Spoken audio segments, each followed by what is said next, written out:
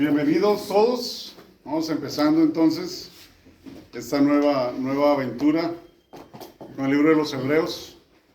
Vamos a utilizar el material de Ascensión de la Gran Aventura, que es un material muy bueno. Los presentadores son muy buenos. Desafortunadamente el video no está en español, pero aquí lo vamos a compartir y trabajar todos juntos. Bueno, entonces vamos a empezar. Y como acabamos de terminar los salmos, entonces vamos a empezar con un salmo. ¿Ok? En nombre del Padre, del Hijo y del Espíritu Santo. Amén. Amén. Del Salmo 139. Tú me escrutas, Yahvé, y me conoces. Sabes cuando me siento y me levanto. Mi pensamiento percibes desde lejos. De camino o acostado, tú lo adviertes. Familiares te son todas mis sendas. Aún no llega la palabra a mi lengua y tú, Yahvé, la conoces por entero. Me rodeas por detrás y por delante. Tienes puesta tu mano sobre mí. Maravilla de ciencia que me supera, tan alta que no puedo alcanzarla. ¿A dónde iré lejos de tu espíritu? ¿A dónde podré huir de tu presencia? Si subo hasta el cielo, allí estás tú. Si me acuesto en el Seol, allí estás. Si me remonto con las alas de la aurora, si me instalo en los confines del mar, también allí tu mano me conduce. También allí me alcanza tu diestra. Si digo que me cubra la tiniebla, que la noche me rodee como un ceñidor, no es tenebrosa la tiniebla para ti y la noche es luminosa como el día. Porque tú has formado mis riñones, me has tejido en el vientre de mi madre. Te doy gracias por tantas maravillas. Prodigios soy, prodigios tus obras. Mi aliento conocías cabalmente, mis huesos no se te ocultaban. Cuando era formado en lo secreto, tejido en las honduras de la tierra. Mi embrión veía en tus ojos. En tu libro están escritos los días que me has fijado, sin que aún exista el primero. Qué arduos me resultan tus pensamientos, oh Dios, qué incontable es su suma. Si los cuentos son más que la arena, al terminar, todavía estoy contigo. Sondéame, oh Dios, conoce mi corazón. Examíname, conoce mis desvelos. Que mi camino no acabe mal. Guíame por el camino eterno. Te pedimos, Señor, pues tú que nos conoces de punta a punta, tú que nos creaste y nos diste todo lo que tenemos y todo lo que somos. Te pedimos, Señor, que tu Espíritu nos infunda todo tu amor, sabiduría, que nos abra los ojos, los oídos y sobre todo el corazón, para poder recibir esta enseñanza que pones en nuestro camino, para que a través de este libro de los Hebreos continuemos en nuestro camino hacia ti, conociéndote cada vez más y estando cada vez más cerca tuyo. Nos ponemos pues en tus manos al iniciar este caminar, por la intercesión de nuestra Santa Madre, la Virgen María, que siempre está pendiente de nosotros. Y hoy especialmente por Santa Teresita del Niño Jesús, a quien celebramos hoy. Mujer de entrega, mujer de servicio, mujer de unión contigo, que nos deja grandes enseñanzas, que a través de sus oraciones y su intercesión por nosotros podamos llegar a la comprensión de tu ser y de tu presencia en nuestras vidas.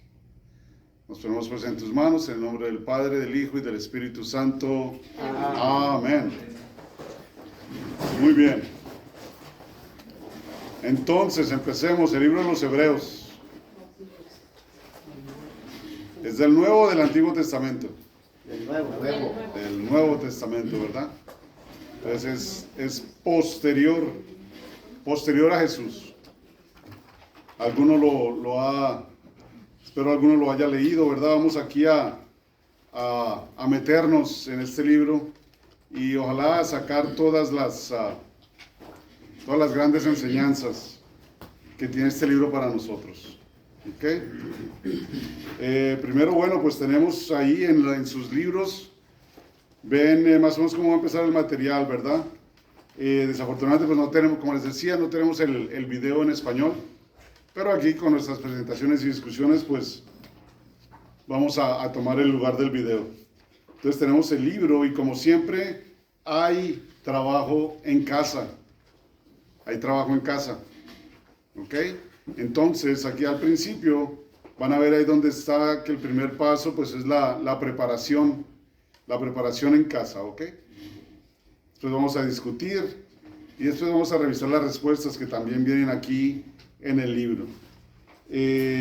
Pero pues vamos a ver, les pido primero que para este estudio, primero hagan su lectura, que la mediten, que la estudien, que contesten las respuestas según su propio entender, según su propia experiencia. Y ya después miraremos las que nos ofrecen aquí y cómo podemos complementar unas con otras, ¿ok? Entonces vamos a establecer el contexto, vamos a leer la historia, vamos a profundizar en ella y luego la vamos a aplicar, ¿ok? Para esta sesión, que es la introducción, obviamente no había tarea, ¿no? La tarea para hoy era llegar. Y pues ya la hicieron, ¿no? Todos ustedes ya la hicieron. Esperemos que otros más vengan y la hagan. Pero entonces ahí en la tabla que está en la página, al principio, en la página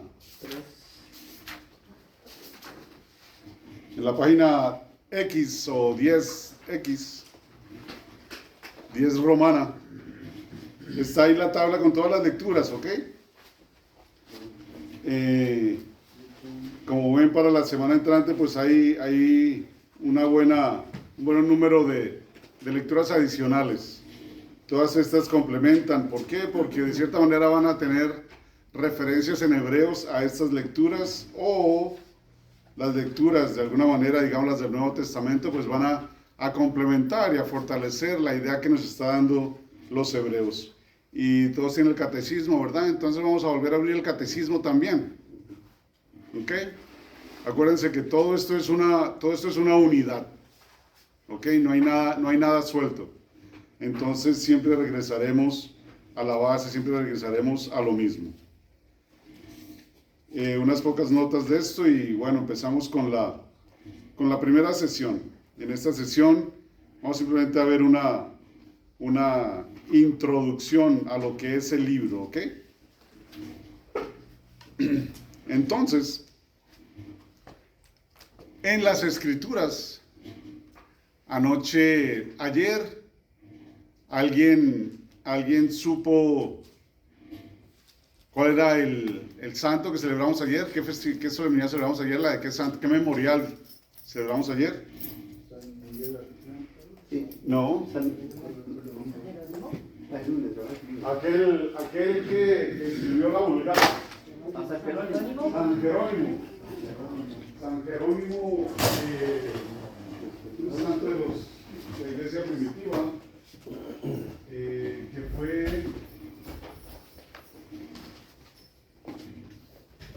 quien tradujo todo el libro del hebreo al griego. ¿Okay? Oh, perdón, al latín.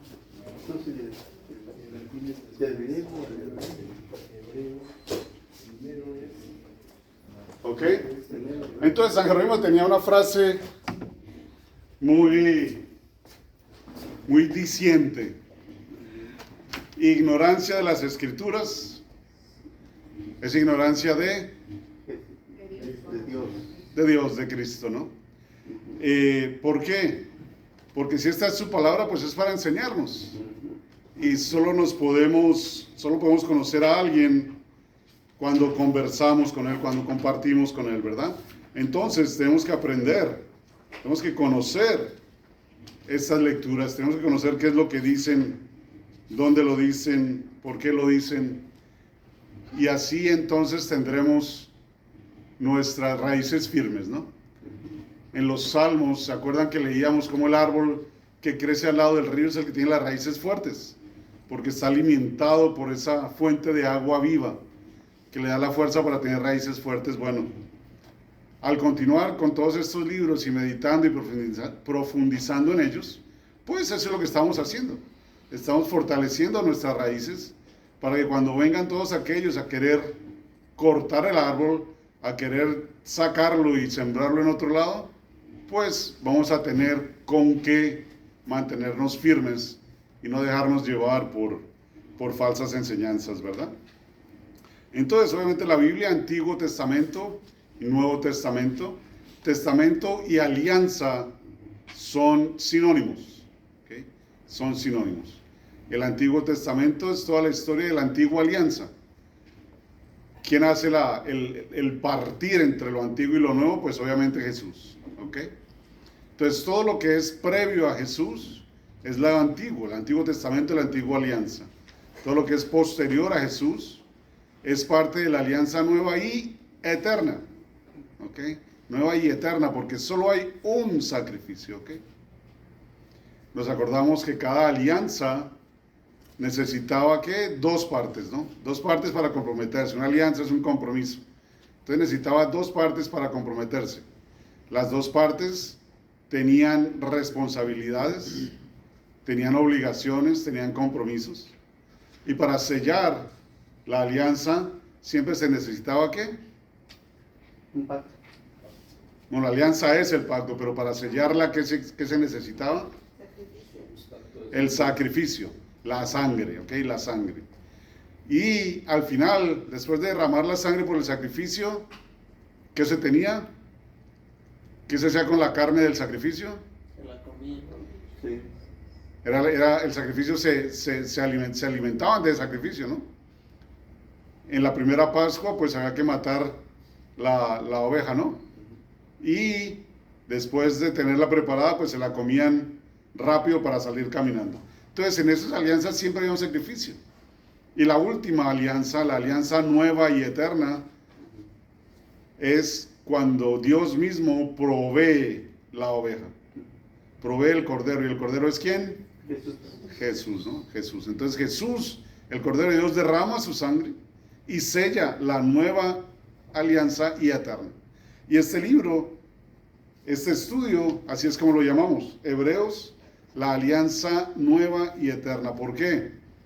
Por la relación tan estrecha que tiene con la liturgia. Aquí vamos a ver, igual que en el Apocalipsis, vamos a ver aquí muchas referencias a la liturgia y nos va a ayudar a vivir nuestra celebración mucho más profundamente, mucho más presencialmente, digamos. Nos va a ayudar a que nuestra presencia sea verdaderamente real ahí al frente del altar. Entonces, el Antiguo y el Nuevo Testamento, ¿no? Sabemos que el Nuevo Testamento está escondido en el Antiguo. Y el Antiguo se hace pleno en el Nuevo. Están estrechamente unidos. ¿Por qué? Porque es el mismo Dios. ¿En qué? En su plan de salvación para nosotros. Entonces, totalmente unidos. Y todos los ritos, todas las creencias, todas las experiencias, el caminar del pueblo con Dios, pues viene desde antes. Entonces, no es que haya nada nuevo, pero todo se hace más real, más presente, más profundo con la llegada de Jesús. ¿Okay? Con la llegada de Jesús. ¿Por qué? Porque la promesa finalmente se hace realidad. Entonces, Jesús al llegar conecta toda la historia. Conecta toda la historia porque en Él se hace plenitud todo.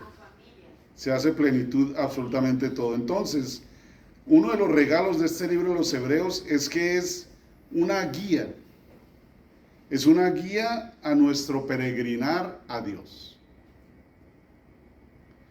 ¿Podemos llegar a algún lado sin guía? Hoy en día utilizamos el GPS, ¿no? El teléfono. Y hasta nos habla. Cuando llegué aquí a Estados Unidos, era el librito, ¿no? El famoso Thomas Brothers. Y tenía uno que, pues, más o menos saber leer, porque la calle la tenías que buscar atrás y te daban las coordenadas y el número de la página. Iba a buscarlo y tú hacías tu ruta, ¿verdad? ¿Lo podías hacer? Claro. Pero te quedaba más complicado. Ahora, con el Google, pues él te va hablando, ¿no? Vuelta a la derecha aquí, vuelta a la derecha allá, ya se pasó de la vuelta en U, ¿ok? Afortunadamente es como una máquina y no tiene sentimientos, entonces no nos regaña. No nos regaña porque si no, a pesar de que le ponen voz de mujer normalmente, pero bueno, no sé por qué. Entonces, siempre necesitamos una guía. Necesitamos una guía para que el camino sea más derecho, más escueto, ¿ok? Y este libro de los Hebreos es eso. Vamos a descubrir que es una excelente guía para la liturgia, para encontrar a Jesús. Y seguramente han escuchado muchos de los versículos de este libro, y al igual que los salmos, que sabían los cantos, pero no sabían que era un salmo, de pronto han escuchado estas citas y no saben que es de los Hebreos. Por ejemplo, Hebreos 13:8 nos dice: Jesucristo es el mismo ayer, hoy y por los siglos. ¿Lo han escuchado? Seguramente lo han escuchado, ¿no? Con otras traducciones, ¿no? Jesucristo es el mismo ayer, hoy y mañana, hoy y siempre. Entonces eso viene de aquí, eso viene de aquí. ¿Qué tal el 4:12? 4:12 nos dice: pues viva es la palabra de Dios y eficaz, más cortante que espada alguna de dos filos. Penetra hasta la división entre alma y espíritu, articulaciones y médulas, y discierne sentimientos y pensamientos del corazón. ¿Okay? Esto viene también del Antiguo Testamento. ¿Se acuerdan que en uno de los salmos hablábamos de esta espada de dos filos? ¿Cierto? Entonces esto también viene aquí de Hebreos, y por eso las lecturas complementarias, porque hay referencias del Antiguo aquí en este. Bueno, viene aquí. Entonces, ¿qué es esto? ¿Qué es la nueva alianza?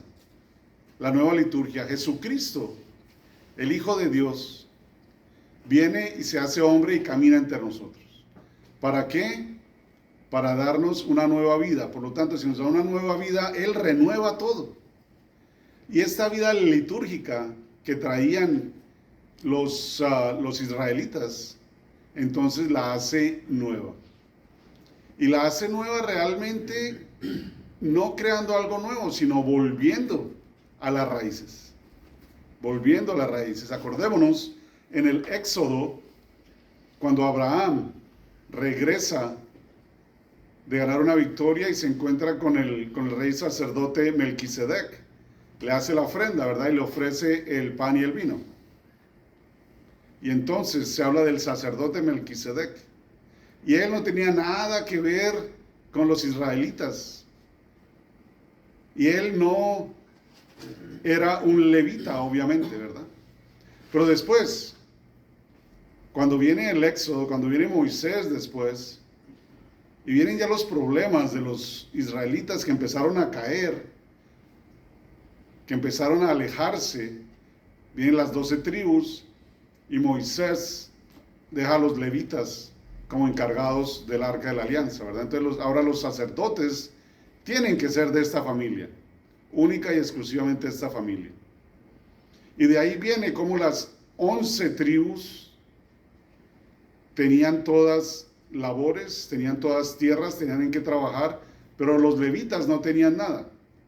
Los levitas les eran asignadas unas tierras para que ahí se dedicaran a servirle al pueblo. ¿Servirle con qué? Como sacerdotes, para hacer los sacrificios, para hacer todos los ritos litúrgicos. Entonces, cuando viene Jesús, acuérdense también, en uno de los salmos vimos que eres sacerdote del orden de Melquisedec. No sé si se acuerdan de uno de los salmos que hablamos de eso. Eso es volviendo a los patriarcas, volviendo antes, tratando de volver al plan original de Dios, al plan de salvación. Entonces, es esta nueva liturgia. ¿Por qué? Porque muchos de los apóstoles, creo que ninguno de los apóstoles era levita. ¿Okay?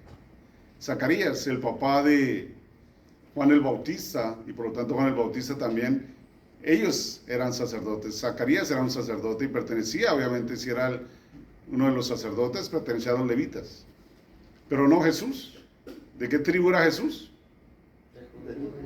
De la tribu de Judá. ¿Okay? El león de Judá, ¿no? por lo tanto no era levita. Sin embargo, es el sumo sacerdote, el mayor de todos. Entonces, Él nos trae esa nueva liturgia que viene a ser una liturgia donde lo original se hace nuevo. Lo original se hace nuevo. Y aquí une lo antiguo con lo nuevo. Lo antiguo con lo nuevo. Entonces vamos a hablar de algunos temas claves. La primera es esta divinidad íntima. Esta divinidad íntima, ¿entre quién? Entre Jesús y nosotros. Entre el cielo y la tierra. Entre el Padre y el Hijo. El Padre y el Hijo son uno solo, y de ellos ese amor que fluye entre los dos, ese amor perfecto es el Espíritu Santo, y viene nuestra Santísima Trinidad. Esa intimidad divina, Jesús viene a ofrecérnosla, a traérnosla, a brindárnosla. Y entonces, ¿qué es lo que necesita para salvarnos? ¿Cómo nos salva? ¿Qué hizo en la cruz? Murió en la cruz por nosotros. La alianza. Murió en la cruz con nosotros, ¿para qué? Para perdonar Los pecados. los pecados, ¿verdad? Mató al pecado, destruyó al pecado. Pero entonces, en ese pecado, una vez bajaron a Jesús, ¿qué quedó donde estaban los clavos? La sangre. Bueno, fuera de la sangre, en la madera. Los hoyos. Los hoyos, ¿verdad? Los hoyos. Entonces, el perdón que nos trae Dios es más que simplemente quitar el clavo. Porque cuando nos quitan el clavo, digamos que somos perdonados, pero el hueco queda ahí. ¿Ok? Las consecuencias del pecado quedaron ahí, en el hueco que deja la puntilla atrás, ¿no? Entonces, este perdón, esta salvación, es esa presencia de Dios entre nosotros que lo que quiere es llenar ese hueco. Llenar ese hueco, ¿para qué? Para que vuelvas a estar pleno. ¿De qué se llena un hueco? Si no, ¿de qué se llena un hueco en la calle, digamos? Si no se llena primero de asfalto, ¿de qué se llena? De tierra, de agua, de desperdicios. ¿Y qué pasa con ese hueco al poco tiempo? Se vuelve a hundir. Se va haciendo más grande. Se va haciendo más grande y más grande y más grande. Y así es el pecado de nuestra vida. Si no lidiamos con ese pecado, y si no se lo entregamos a Dios de una manera apropiada, ese pecado va a quedar ahí como con la pus cuando se cierra la piel, pero la pus queda por dentro. Se va empeorando y se va agrandando y va haciendo más daño. Entonces, esa es la salvación. Jesús vino para morir por nosotros y vino para darnos todas las herramientas y todos los materiales que necesitamos para volver a llenar esos huecos que deja el pecado, pero llenarlos de carne, llenarlos de amor, llenarlos de una nueva creación. ¿Ok? Entonces, esa es la divinidad íntima, la presencia interna de Dios en nosotros. Esa presencia a la cual tenemos que estar abiertos, ¿ok? Y de la cual tenemos que estar atentos, ¿ok? Atentos. Entonces vamos a ver también que este documento es un documento litúrgico y que nos da una enseñanza eucarística muy profunda, muy profunda. En la antigua liturgia, Moisés construyó el arca ¿de acuerdo a qué? De acuerdo a los mandatos de Dios, ¿no? Dios le dijo, construya esta arca con este material, de estas medidas, con este recubrimiento, tal como usted lo puede ver que está haciendo en el cielo. Entonces, esta arca representaba la fiesta, la celebración celestial. Entonces, no era más que una imitación, una copia. El arca que hacía Moisés era una copia de aquella arca que estaba en el cielo. Y vamos a ver después de que en Jesús, Él que hace, Él es el arca, ¿verdad? Él es el cordero, Él es todo y viene a participar con nosotros. O sea, que de la imitación de esta celebración litúrgica que viene de Moisés, pasamos a la participación que nos da Jesús. Con Jesús estamos presentes. Y no es nada imaginario, es una realidad. Es una realidad completa. ¿Ok? Es una realidad completa. Entonces, ¿por qué? Porque en la encarnación todo se cambia, todo se cambia. En el Antiguo Testamento, ¿cómo hablaba Dios con el pueblo? ¿Por los profetas? Por los profetas, por los profetas. ¿Y quiénes eran los profetas?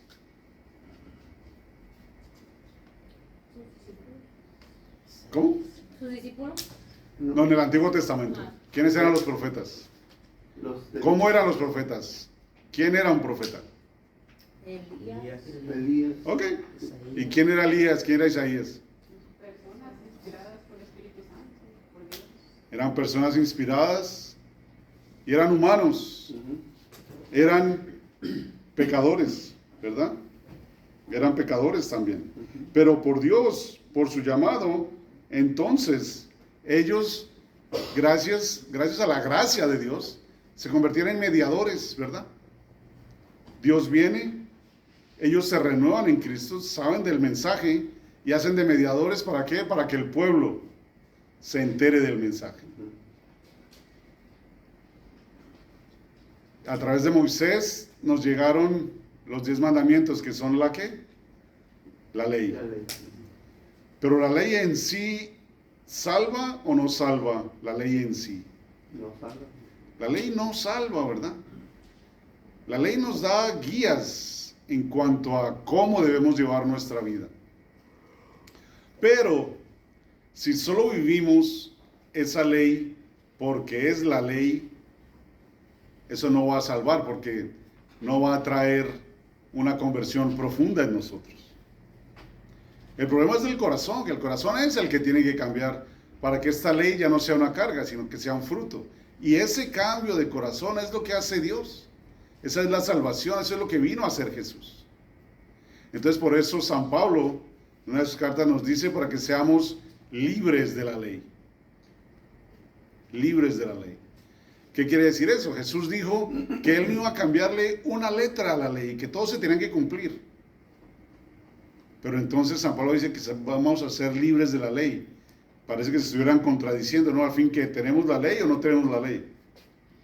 Pero la libertad de la ley consiste en que la ley ya no es importante en sí misma, sino que simplemente es un fruto de una vida en amor.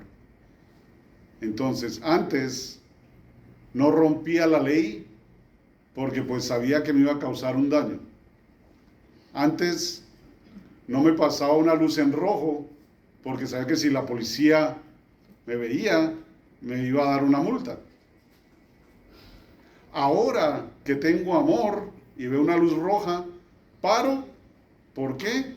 Porque sé que si no paro, de pronto otra persona se va a estrellar conmigo. De pronto le voy a causar un daño a alguien. De pronto voy a hacer algo que no debería estar haciendo. Entonces, por amor, la ley se convierte en un fruto. ¿Okay? Allá atrás están los libros, Lilo. La ley se convierte en un fruto. Entonces, por eso somos libres de la ley. Bueno. Entonces, todo esto lo podemos ver aquí en esta carta, donde Jesús viene ¿a qué? A cambiarnos, a transformarnos, a renovarnos, a darnos una nueva vida. ¿Bueno? ¿Alguna pregunta hasta ahora? Me recordó a mí, tal vez analogías, tal vez, no sé, corríjame si estoy mal, pero por ejemplo, como en el trabajo, cuando realmente apreciamos a nuestro jefe, ¿no? Porque a mí me ha pasado que a veces hay tantas reglas y nuevos ocasiones. Pero aunque a veces uno piensa de que esto no debería de ser, pero por lo mismo que tiene ese cariño y que ese que respeto, pienso al jefe que, ok, voy a hacer toda la regla del libro. Exactamente, exactamente, sí, igual. Por obediencia y por amor y por respeto, hago lo que me dicen, ¿verdad? Soy obediente, pues, soy obediente. Por amor y por respeto. Muy bien. Entonces, hablemos de este libro. A alguno de ustedes, unos pocos años atrás en su infancia, escuchó tal vez en misa lectura de la carta de San Pablo a los Hebreos. ¿Se acuerdan haberlo escuchado o no? Sí. ¿Sí, verdad? Sí. Y después como que, quítale de San Pablo. ¿Por qué? ¿No? Entonces, ¿qué pasa? La iglesia continuamente está estudiando, continuamente está profundizando, ¿ok? Y de cierta manera reacciona un poco a la manera de actuar de Dios, o sea, con lentitud, con mesura, ¿ok? Entonces, ¿quién escribió este libro? ¿Quién escribió este libro y cómo es? Se dice que es una carta a los hebreos, sin embargo, en realidad no tiene la estructura de una carta. ¿Ok? Gerardo, ¿me podrías leer? Creo que son los primeros 2 versículos de Gálatas. Capítulo 1, versículos 1 y 2 creo que es. En Gálatas.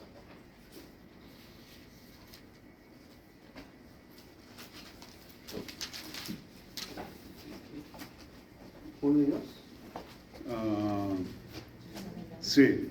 Pablo, apóstol de hombres, ni por hombres, sino por Jesucristo y por Dios Padre, que le resucitó de entre los muertos, y todos los hermanos que conmigo están a las iglesias de Galacia. La gracia y la paz sea con vosotros de parte de Dios y de nuestro Señor Jesucristo. Ok, hasta ahí. Entonces, una carta es ¿de quién y para quién? ¿Verdad? ¿De quién y para quién? Normalmente, pues así hacemos también nuestras cartas, ¿no? Siempre saludamos a quien la escribimos. Pero cuando vemos Hebreos, entonces, si saltamos a Hebreos, ¿cómo empieza Hebreos? Pablo, preso de Cristo Jesús. No, Hebreos. Entonces, digo, muchas veces y en muchas maneras habló Dios en otro tiempo a nuestros padres por ministerio de los profetas. Ok, entonces aquí no hay saludo, aquí no hay dirección, aquí no dice para quién realmente va escrita, ¿verdad? Entonces, realmente esto nos dice que no tiene la estructura de una carta. No tiene la estructura de una carta.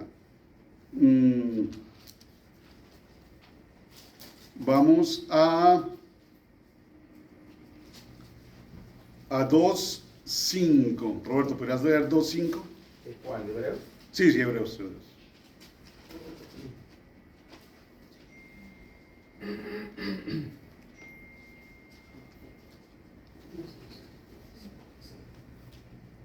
Porque Dios no ha sometido a los ángeles el mundo venidero del que nosotros hablamos. Ok. Del que nosotros hablamos. Gente, estamos hablando, estamos aquí conversando. Entonces, eso tiene más la estructura de una homilía. De una homilía en un servicio litúrgico, ¿ok? Donde está alguien hablándonos y está mostrándonos imágenes. ¿Para qué? Para abrirnos el entendimiento. ¿Ok? ¿A quién? A una asamblea que seguramente estaba reunida. Y por eso nos están mandando esto, ¿ok?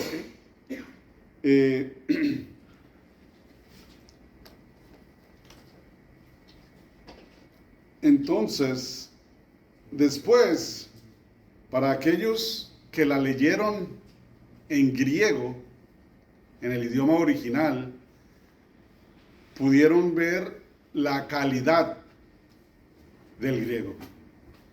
Y con la calidad del griego podían determinar que fue alguien que primero que todo tenía muy buena educación, que conocía muy bien el griego y además que conocía muy bien el Antiguo Testamento.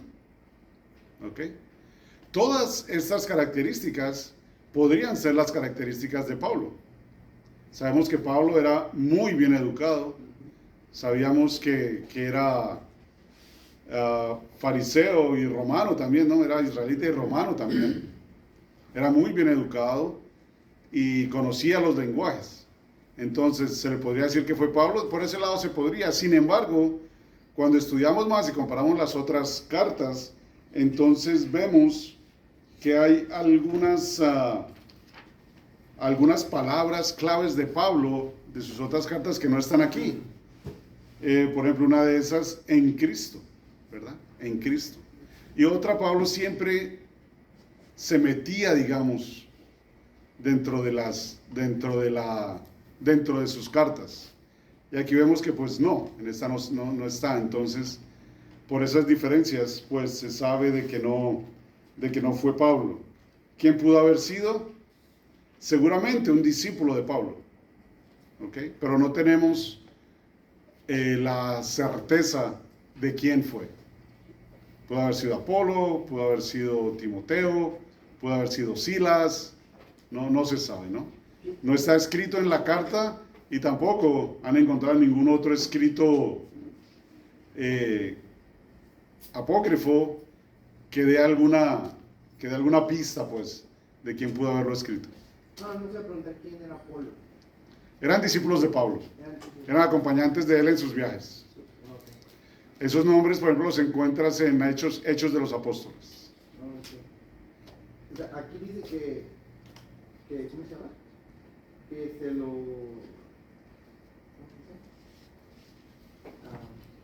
que se lo adjudican más a Apolo. Sí, porque era de los más educados, pero pues es simplemente una apreciación, no es con certeza que se puede decir eso, ¿ok? Si fuera con certeza, pues ya hubiera estado publicado, digamos. ¿Ok? Ya hubiera estado publicado.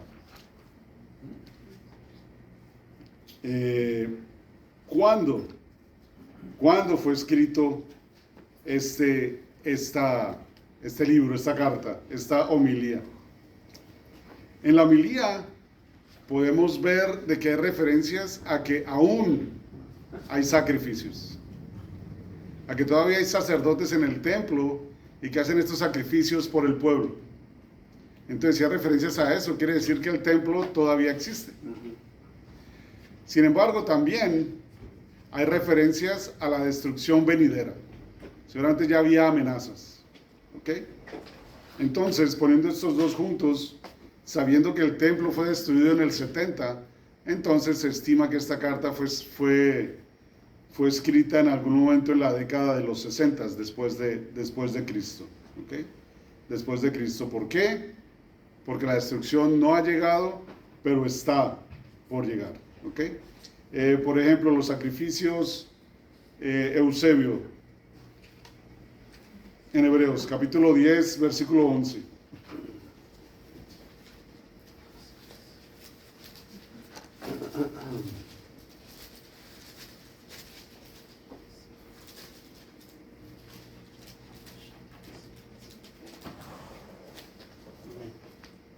Los sacerdotes estaban de servicio diariamente para cumplir su oficio, ofreciendo repetidas veces los mismos sacrificios que nunca tenían el poder de quitar los pecados.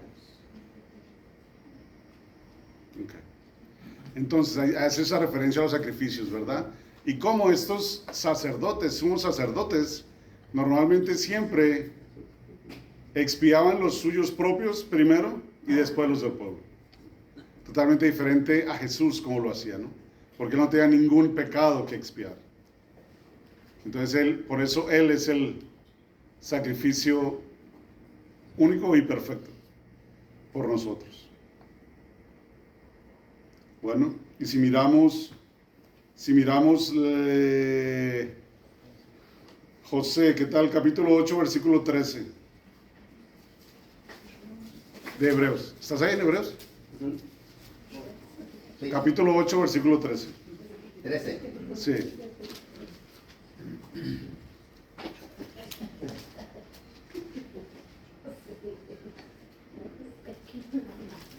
Se nos habla de una alianza nueva, lo que significa que la primera ha quedado anticuada y lo que es anticuado y viejo está a punto de desaparecer. Ok. Entonces aquí viene el cambio, ¿verdad? Aquí viene el cambio. Este templo de piedra y cemento, que es básicamente el centro, el corazón de la ciudad. Toda la ciudad estaba alrededor del templo, y el templo era la mayoría de la ciudad. Es lo anticuado y está a punto de desaparecer. El templo está a punto de ser destruido. ¿Para qué? Para hacer lo que Cristo dijo, ¿no? En 3 días reconstruiré un templo que no está hecho por manos humanas. Bueno, entonces aquí vemos por eso la referencia al tiempo de la Escritura, más o menos en los años 60 después de Cristo. Tomémonos un break aquí y ya continuamos.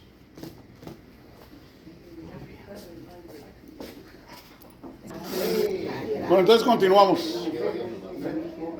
Continuamos con nuestro libro de los Hebreos.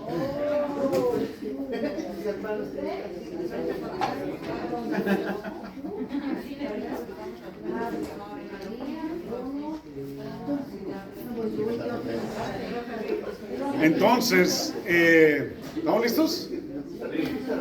Bueno, acabamos de hablar del tiempo cuando se escribió, ¿no? Entonces, que fue alrededor de los 60, 70, por allá más o menos, en relación con la destrucción del templo. ¿Y por qué? ¿Por qué el pueblo israelita y su vida giraba tanto en torno al templo? ¿Por qué creen?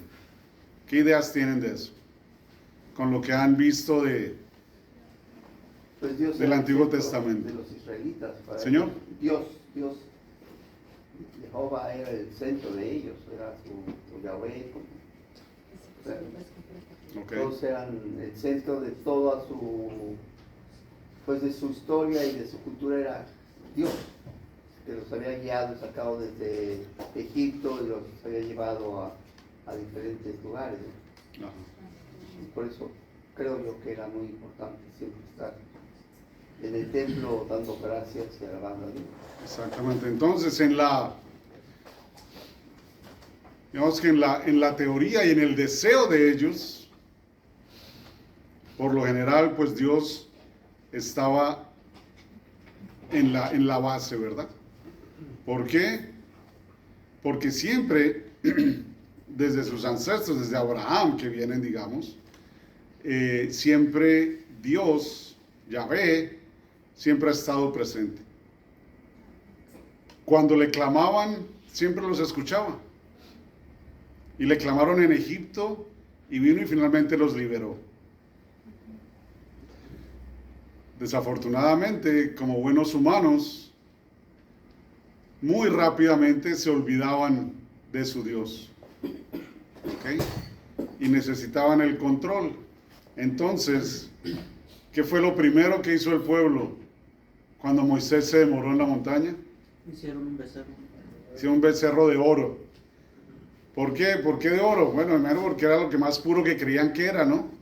Entonces tenían que tocar ese Dios que los salvó y que los sacó del encierro en la esclavitud. Y fabrican este becerro. Y todo el pueblo da todo lo que tiene, ¿no? Todo su tesoro se lo entregaron a Aarón para que hiciera este becerro. Y se olvidaron de Dios. Y entonces siempre está ese círculo, ¿verdad? Pero Dios siempre está ahí. Y entonces Dios le dice a Moisés cómo construir el arca, ¿verdad? Y cómo él va a residir, digamos. Esa arca va a ser la representación física de la presencia de Dios con ellos. Y entonces, donde va esta arca, ahí va el pueblo. Y todo el pueblo caminaba, digamos que alrededor del arca siempre. Bueno, y caminaban todos juntos. El arca siempre en la mitad. Después, seguimos adelante y viene la época de los jueces y la época de los reyes, y después vemos, y viene el rey David, y después viene el rey Salomón, y el rey Salomón ahora ya construye el templo. Todo este tiempo previo, el arca, la presencia de Dios, era, digamos que portátil. ¿Ok? Era portátil.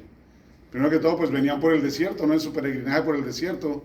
Entonces, pues, digamos que era lógico que no le iban a hacer un templo, porque pues iban caminando. Rosaleida. Quiero saber, acerca un poquito más del arca de la alianza, esa arca. Ok. El arca de la alianza era esta caja de madera sagrada, que era la presencia de Dios entre ellos. ¿Ok? Era donde residía, o sea, el arca de la alianza en el tiempo de los israelitas en ese entonces era lo que es nuestro tabernáculo hoy. Lo mismo. ¿Ok?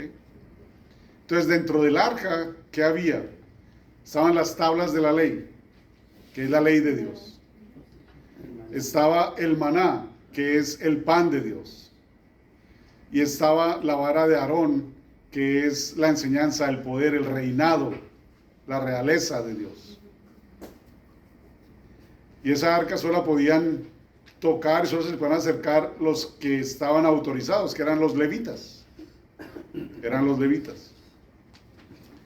Entonces esta arca pues siempre estaba, como te digo, al centro de todo este pueblo, ¿no?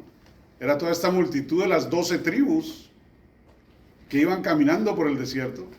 Y esta arca iba, digamos, de cierta manera al centro de todo esto. El corazón protegiendo a todo, ¿verdad? Entonces era portátil. Después el pueblo llega a la tierra prometida. Y entra a la tierra prometida. Y David, en un punto de su vida, piensa en eso, ¿no?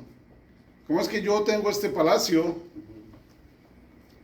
y mi Señor está en una carpa? Está bajo un techo de tela, no. Le voy a construir un templo que se merezca. ¿Ok? Y Dios le dice a él, no. Tú no me vas a construir el templo. Tú no lo vas a hacer. Tu hijo lo va a hacer. Y entonces después Salomón construye el templo. Pero no lo construye a su idea. ¿Ok?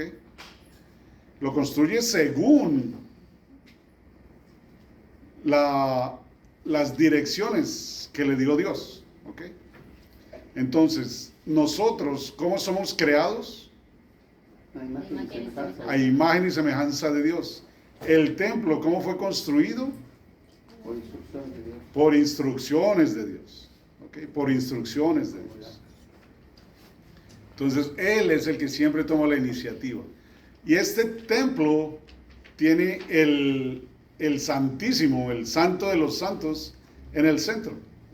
Y está encerrado por cortinas, para que nadie por equivocación siquiera lo vaya a ver. Solamente el sumo sacerdote, una vez al año, cerca de la Pascua, si mal no estoy, entraba allá, como parte de los rituales de purificación y de perdón de los pecados y de unión con Dios, todos estos rituales. Entraba una vez allá nomás, una vez. ¿Ok? En este templo. Entonces, este templo significaba para todo el pueblo su razón de ser, porque es donde está Dios, y Dios es quien les da vida. ¿Ok? Y eso lo saben ellos, lo sabían ellos, como lo sabemos nosotros hoy. Pero así como nosotros, a pesar de saber toda la grandeza, la bondad, la misericordia de Dios, a veces nuestra necesidad, nuestra fragilidad, lo que sea que le queramos llamar, toma prioridad sobre Dios y terminamos pecando, ¿verdad? Así le pasaba al pueblo también. Así le pasaba y le pasó muchas veces. Hasta el punto que fue tanto el olvido de Dios, fue tanto el alejamiento de Dios, que pues hasta el templo perdieron. Primero, este templo que construyó Salomón fue destruido una vez, en el año, ¿se acuerdan cuándo? Lo vimos en las clases pasadas. Por allá en el 567, algo así, antes de Cristo. Vinieron los babilonios en el tiempo del exilio, los derrotaron, acabaron con todo, se los llevaron esclavos una vez más y destruyeron el templo. Después en el exilio, el pueblo vuelve a clamarle a Dios, vuelve a decirle: Señor, no te olvides de nosotros, Señor, nosotros confiamos en ti. Y entonces son liberados y regresan y vuelven a construir el templo. Pero de cierta manera los israelitas siempre siguieron exiliados, o más bien lejos de Dios. Construyeron el templo, pero se limitaron al templo físico. ¿Ok? No se liberaron de corazón. Y este templo lo tienen y lo cuidan hasta la segunda destrucción del templo, que fue en esta que estamos hablando, en el año 70 después de Cristo. ¿Okay? Cuando muere Jesús, esa cortina que encierra el Santísimo es la que dice el Evangelio que la cortina se rasgó de arriba a abajo. ¿Para qué? Para quedar abierta para todos. Porque Cristo abre y nos revela al Dios cercano, amoroso, salvador, generoso. Esa es la cortina que se rasga en el templo. Bueno. Adelante. Porque ahorita había dicho que también hay una arca en el cielo. Entonces, ¿el arca se refiere figuradamente al arca? La celebración litúrgica en el cielo, pues esa solo la han visto los que la han visto, ¿no? Nosotros pues no la hemos visto todavía. Vemos cómo San Juan en Apocalipsis también tuvo esta visión celestial, ¿verdad? Y esa visión celestial pues fue diferente, la de San Juan en Apocalipsis. Si te acuerdas, allí estaba el Señor en el trono, y al lado estaba aquel que parecía una oveja degollada, ¿te acuerdas? En Apocalipsis. Entonces, a medida que nosotros también crecemos, nuestra manera de presentar las cosas también varía un poco. ¿Okay? Varía un poco y se va acercando más a aquel misterio tan grande. Hay ciertas cosas que simplemente la respuesta de algunas preguntas es porque sí, es por fe. Que aceptamos muchas cosas es por fe. Aunque tenemos revelaciones y tenemos ciertos indicios, pues más que todo es la fe. La fe te ha salvado, es lo que siempre decía Jesús, ¿cierto? La fe te ha salvado.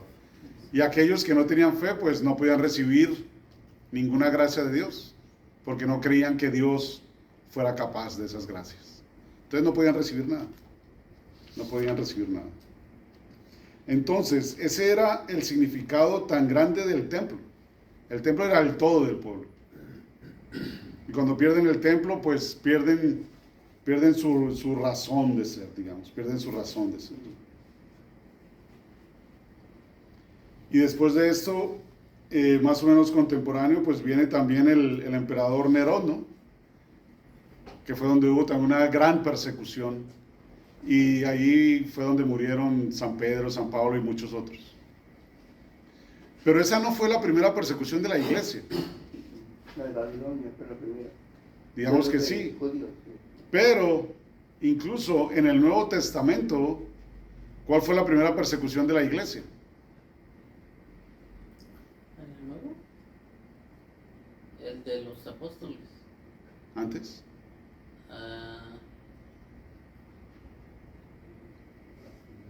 Pues en Roma,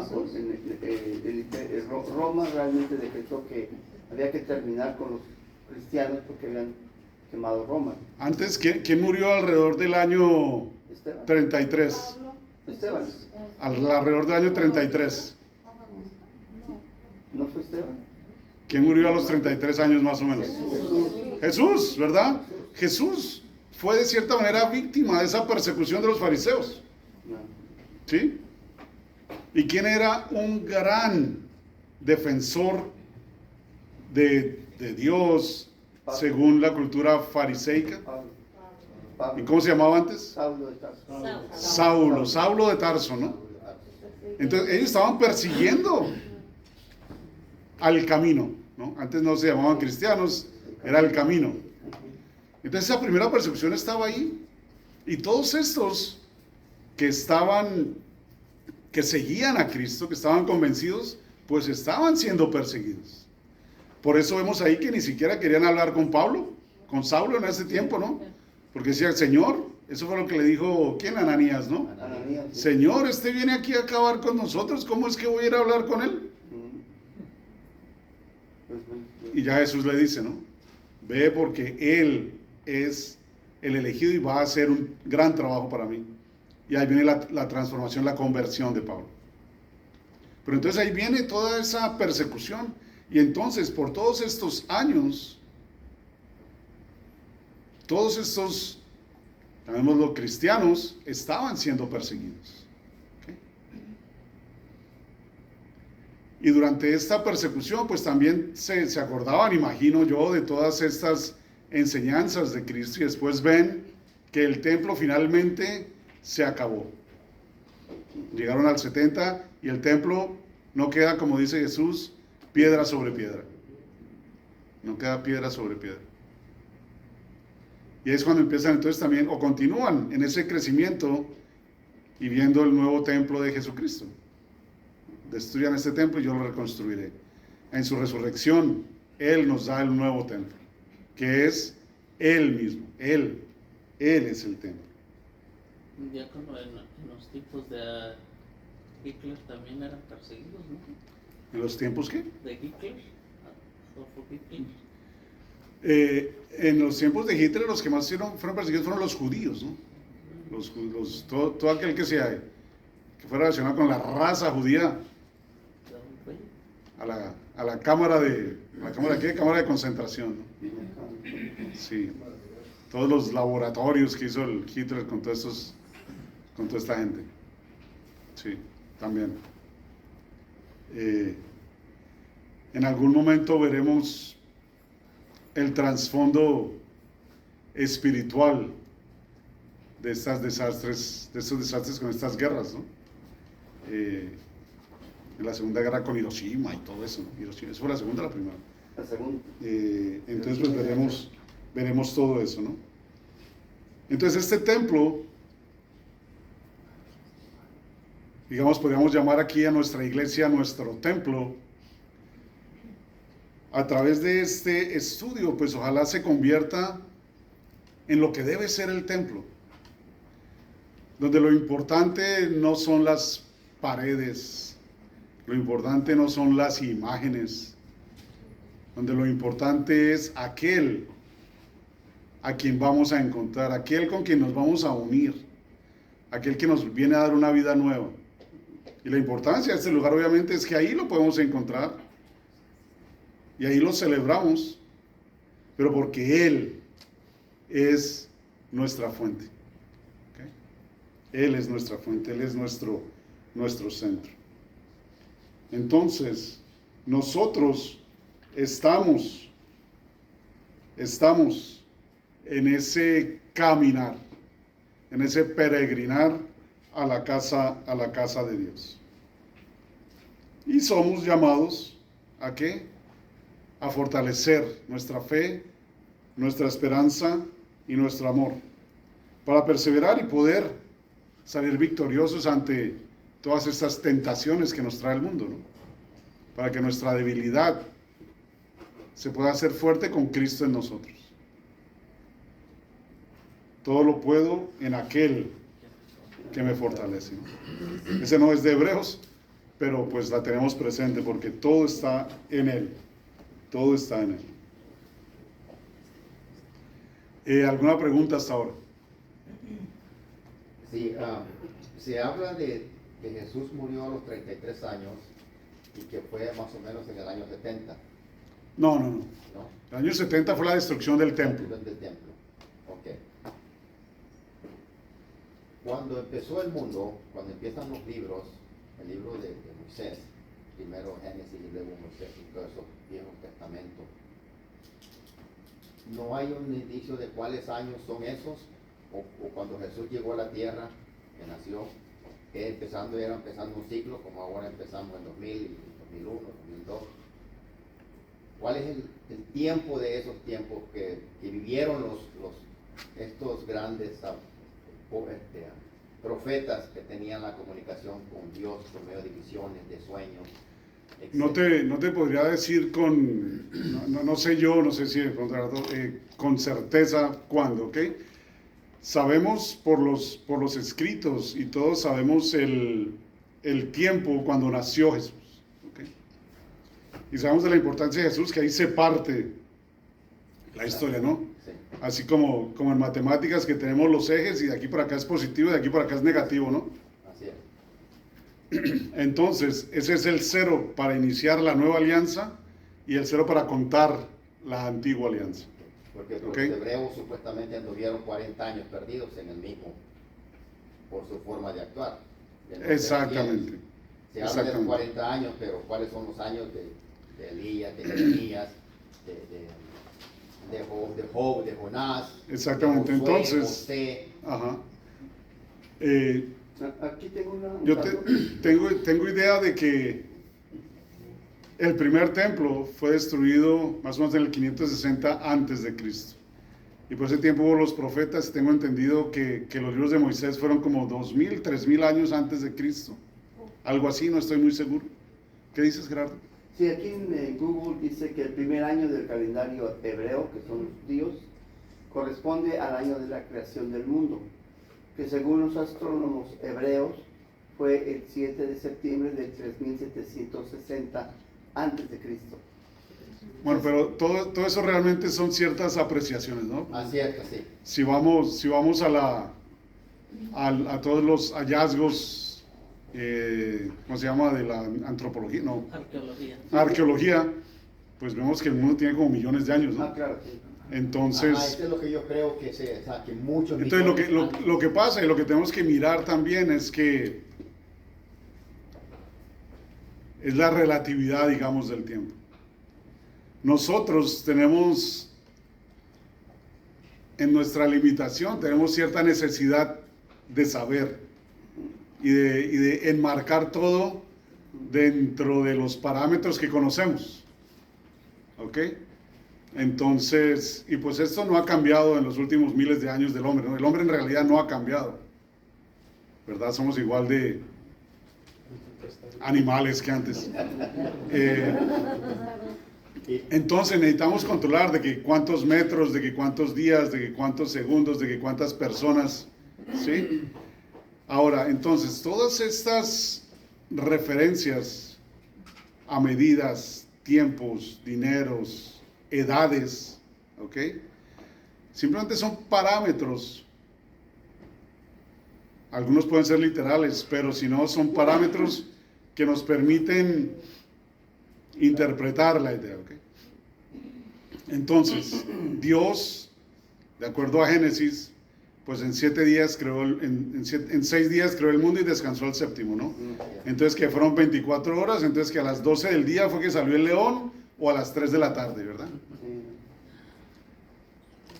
¿Qué nos dice eso? Realmente, ¿cuál es el mensaje? Dios, perfecto, tiene una creación y la creación tiene un orden y tiene un progreso y va de lo más básico a lo más complejo y todo está bajo el orden, bajo la creación de Dios, bajo el control del único que nos controla, que es Dios, ¿sí? Y pues también los 40 años, por ejemplo, Los 40 años del pueblo en el desierto. Entonces, ¿quién contó? ¿Iba alguien ahí contando días y tachando en el calendario? No. Y salimos el 1 de enero y llegamos el 31 de diciembre, 40 años después. Pues no, ¿verdad? Pero ¿qué nos dice que son 40 años? Que fue un tiempo lo suficientemente largo para que se pudiera vivir esta experiencia, ¿verdad? Jesús tuvo 40 días en el desierto igual. ¿Quién le contó los 40 días? Es una experiencia de un tiempo lo suficientemente largo para que Él pueda vivir todo lo que tenía que vivir.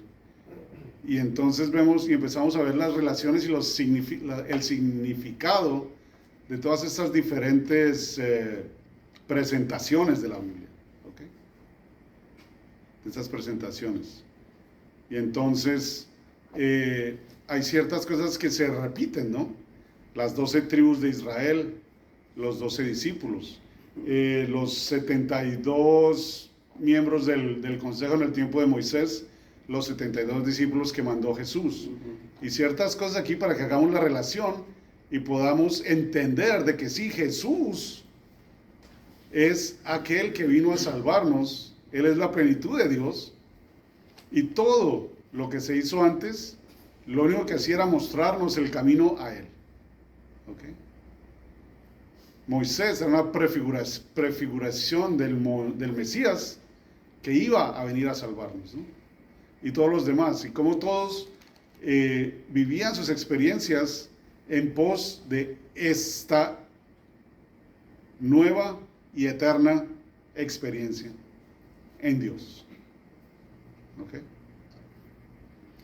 Entonces a veces para estudiar y entender más la Biblia tenemos que tratar de aprender a salirnos de eso, ¿no?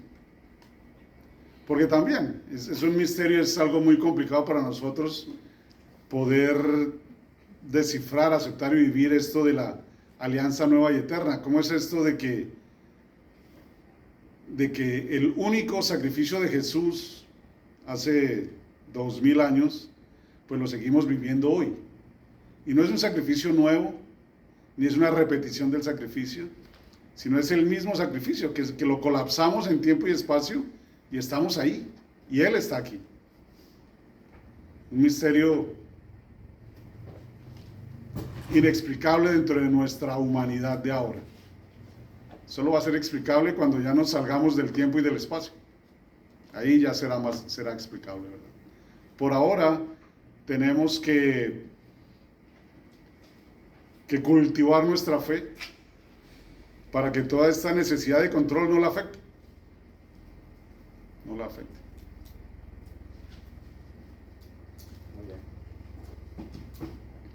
Entonces, aquí vamos a ver muchos de rituales y todo. ¿Qué rituales tienen sus familias?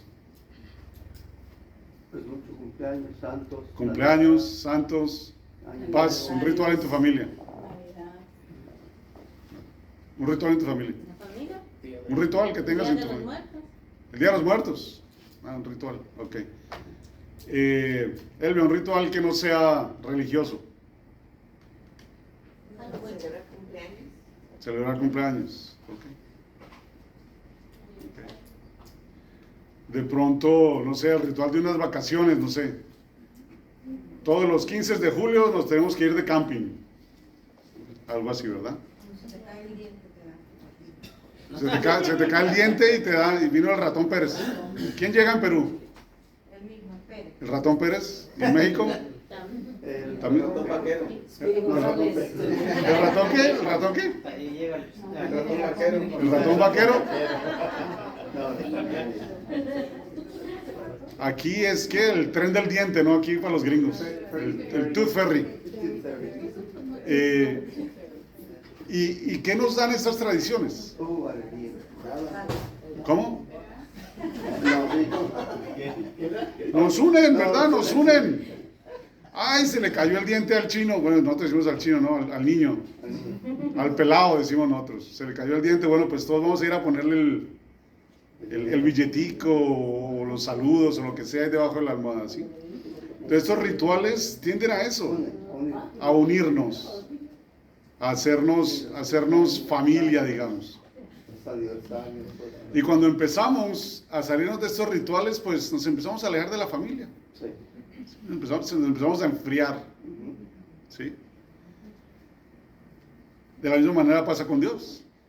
Todos estos rituales que Dios pone a nuestro alcance tienen la intención de que nosotros lo podamos experimentar a Él. Él no necesita nuestros rituales, ¿no? Nosotros los necesitamos para hacerlo más palpable a nosotros. Entonces, eso es para que nosotros podamos vivirlo y acercarnos a Él. Acercarnos a Él. Y lo importante de esto es que cuando realmente los vivimos y los empezamos a apreciar de la manera que deben ser, entonces en efecto nos dan una vida nueva. Nos transforman sin darnos cuenta.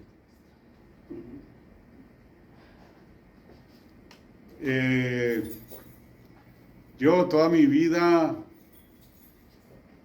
de pronto a ustedes no les pasa, pero tuve, digamos, o tengo, digamos que mi tropiezo de preferencia, ¿no? Mi pecado de preferencia. Aquel que estaba presente en todas mis confesiones.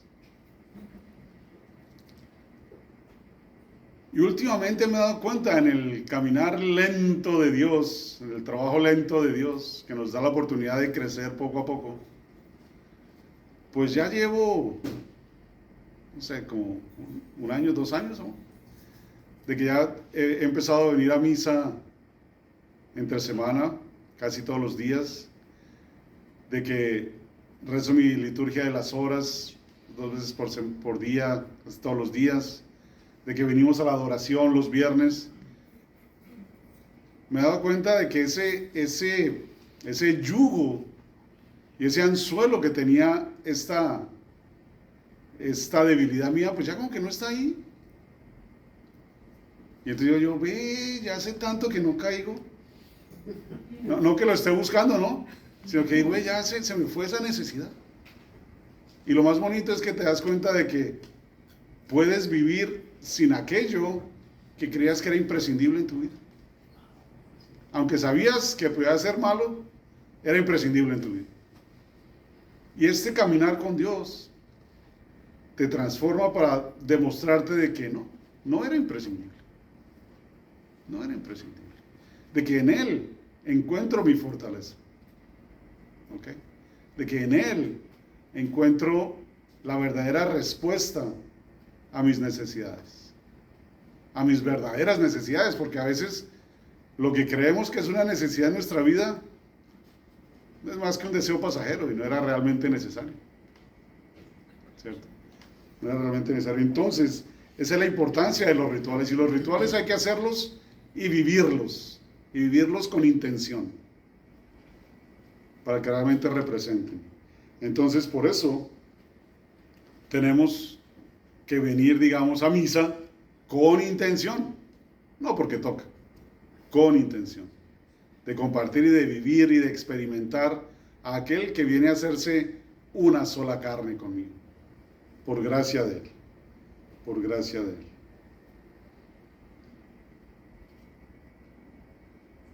Otra cosa que tenemos que hacer con estas escrituras es, como hablamos en las clases anteriores, es cambiar nuestra perspectiva de la lectura de las escrituras a que no es una lectura, sino es una escucha. Estamos leyendo, sí, con nuestros ojos, pero estamos escuchando a Dios hablarnos. Para que esa escucha se pueda convertir en diálogo y en oración. Y para que al escucharlo lo pueda hacer más propio. Porque Dios nos da, Jesús nos da la oportunidad, casi que la autoridad para meternos en estas escrituras, porque estas escrituras son vivas, es la palabra viva. Y si está vivo, ¿qué quiere decir? ¿Qué quiere decir que esta es la palabra viva de Dios? ¿Están de acuerdo o no? Que esta es la palabra viva de Dios. Entonces, ¿qué quiere decir que esté viva? Está presente. Que llegue al corazón de la persona. Por ejemplo, yo pienso que los rituales a veces religiosos, que son los rituales más comunes, les falta fuego, les falta chispa, les falta, como que ya no llegan como antes llegaban, ¿sí? O sea, cuando yo leo la Biblia, cuando leí la Biblia cuando tenía 16 años, me golpeó durísimo, ¿sí? Porque yo decía, qué palabras tan increíbles. O sea, los había oído. Yo nunca falté a misa con mis padres, todos los domingos era ir a misa. Pero cuando empecé a leer la Biblia era el fuego que necesitaba yo para poder comprender lo que Dios o Jesús hizo por todos nosotros. Entonces cuando vamos a rituales, por ejemplo, y el ritual se hace tan monótono, ya no es bueno, ya no es agradable. No digo que vayamos a divertirnos, pero ya no es el deseo de decir, voy a ir a misa a compartir con mis hermanos el cuerpo, la sangre de Cristo, y va a ser una fiesta. O va a ser no sé, hay algo que su corazón, como decían los de Maús, mi corazón ardía en el camino, ¿sí? Eso es lo que yo creo que falta en los rituales. Pero entonces, pensemos aquí en esto que puede faltar. Entonces, ¿qué cambió? ¿Cambió el ritual o cambié yo? ¿O cambiaron mis expectativas? Porque, de cierta manera, creo que ya conozco todo. Ya leí la Biblia, ya la conozco. Y ya, ¿para qué la voy a leer otra vez? Ya la leí una vez. ¿Sí? Digamos, a mí me pasa con las películas. Si ya la veo una vez, pues ya, ¿para qué? No, pues hay películas muy buenas. Sí, ¿verdad? Y en efecto algunas las he repetido. Por ejemplo, Mary Poppins. Me encanta. ¿Cuántas veces? Mary Poppins. Pero la mayoría me da aburrimiento verlas otra vez porque pues ya es el final. Y muchas veces en la casa tenemos no sé cuántos DVDs que casi que ni siquiera abrimos porque nos los regalaron, los compramos en la emoción de que, uy, qué buena, se la voy a comprar otra vez y nunca los volvimos a ver. No, porque están en Netflix, ¿Verdad? Entonces a veces nos pasa eso con Dios. Sí. La liturgia no se hace aburrida. El aburrido soy yo. ¿Por qué? Porque por alguna razón le perdí el interés, le perdí el amor, se me hizo rutina, se me hizo costumbre y me enfrié. Me enfrié. Podemos encontrar muchas razones, todas humanas, ¿no? Todas humanas. Estoy en mi parroquia y no sé, me cambiaron al padre. ¿Ok? O no sé, cualquier cosa que haya pasado. Y entonces ya no es lo mismo y ya no me gusta. ¿Verdad? Entonces volvamos a las raíces, al centro. Si en algún momento me pareció una celebración tan plena, ¿por qué ahorita no? ¿Qué cambió? ¿Qué cambió en mí? ¿Qué cambió en la experiencia? ¿Qué cambió en mi vida? Entonces pensemos esas cosas, ¿no? Pensemos esas cosas. Porque lo único que Dios quiere es que cada uno de nosotros se salve. Y Él está aquí para darnos la salvación. Está aquí para darnos la salvación. Ok.